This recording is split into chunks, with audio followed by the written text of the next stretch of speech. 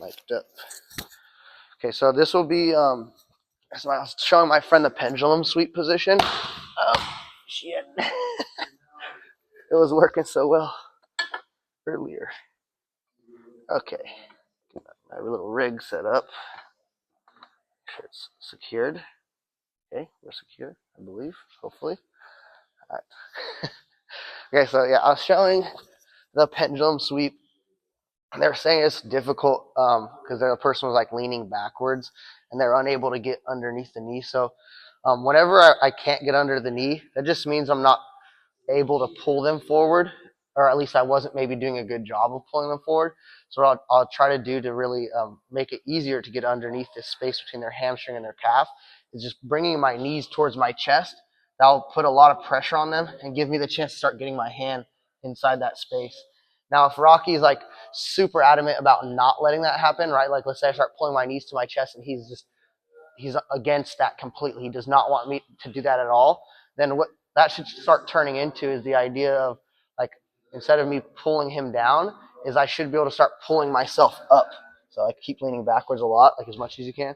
Yeah. So I already like if he's not going to give me the space, then I should be able to just start sitting up on top of him.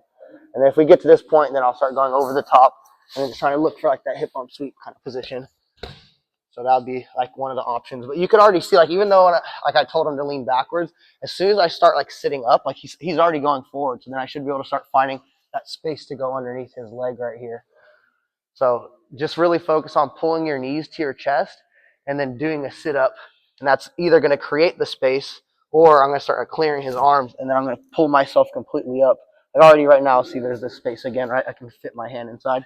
So the guy has to put like basically every ounce of his strength to lean backwards to prevent me from creating that space. Because I'm going to basically hang my entire body weight on him and he has to lean so far back that it's going to make me sit up.